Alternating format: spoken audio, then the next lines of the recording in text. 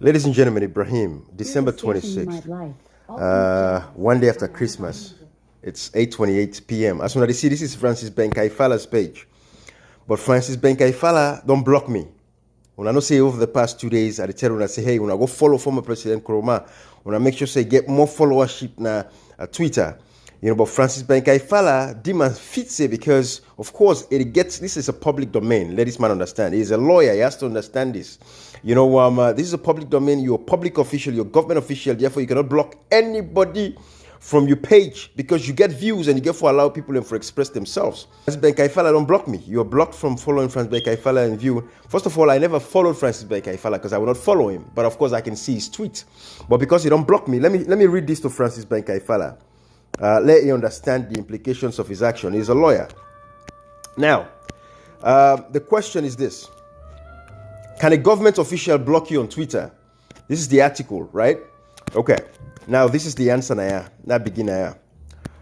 To answer this conundrum, courts must begin by asking which role a public official embodies on a given social media account. That of a private speaker or a government actor.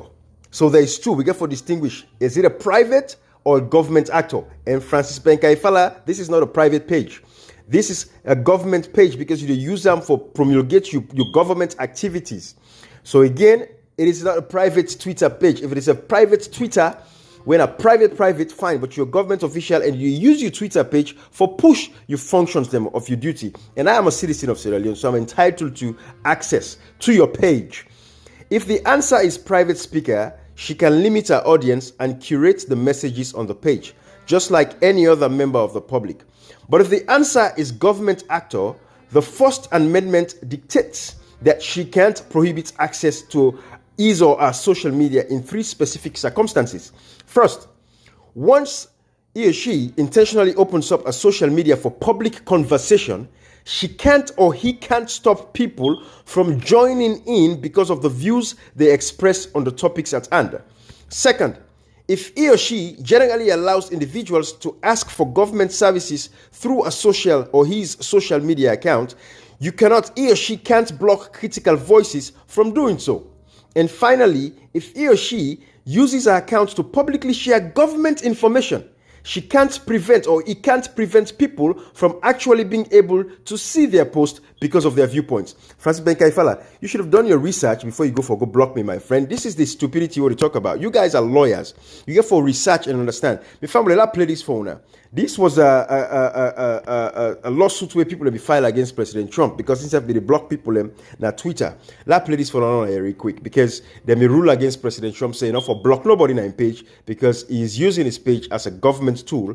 Therefore, people get right for Camden. Now listen to this.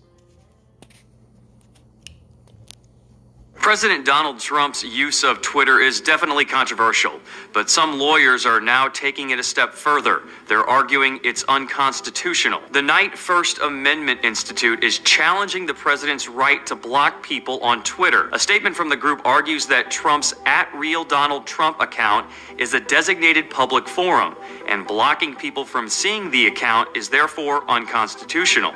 The users represented in the lawsuit against Trump include professional cyclist Joe Papp and March for Truth organizer Holly O'Reilly. The president blocked them after they responded negatively to his tweets, and unsurprisingly, they're not alone. Before Trump was sworn in as president, multiple other Twitter users said his account had blocked them. Some even took pride in the fact. Whether Trump's Twitter feed counts as a place of public expression will be up to the courts, but the White House has claimed his Twitter feed is an official platform before. Are President Trump's tweets considered official White House statements?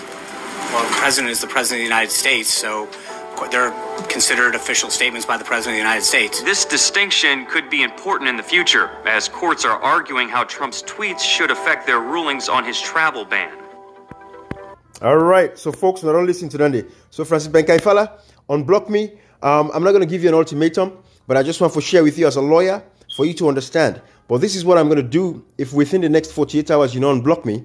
I am going to reach out to the Silicon Valley guys at Twitter, write to them and let them know that your page is a public official, is a public tool that you're using for your official functions as the ACC Commissioner of Sierra Leone, and you have views there that are politically motivated, and I as a citizen have a right to comment to the views, just as I don't read what I read so for you. So unblock me. And if you say you don't want for you get people and for cap na your page, stop for put government issues there and let it be a private page. But for as long as you're posting everything there that has to do with your anti-corruption commissioner job, where it's a government representation, then every citizen has a right to follow and have access to your Twitter page, because you have views, and I should be allowed to have my own views, and every Sierra Leonean should have a right to your views as well. So unblock me. Otherwise, I'm going to take those actions. Reach out to Twitter, because that's how we do it.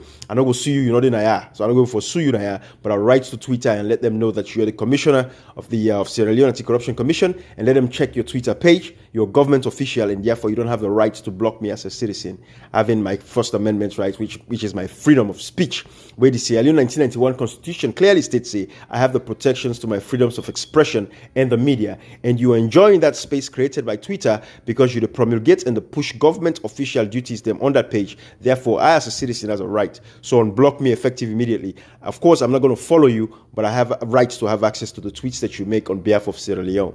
So again, family, I'm for tell plenty thank you. I see una do well. The SLPP then follow me. And I see the Ngongi President Bio 29,000 followers from 28,000.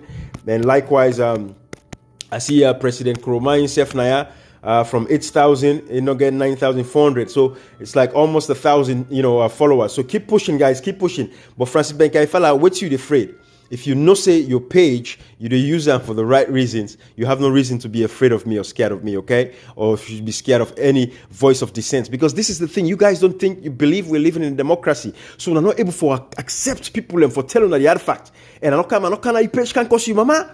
I can your page and write the hard fact, because you're not doing your job properly as you should do as the Anti-Corruption Commissioner. So please unblock me. I'm not giving you an ultimatum, but I'm telling you, in about 2 days, I'm going to reach out to Twitter and make sure, I voice my concerns, giving, a First Amendment rights and a freedom of speech.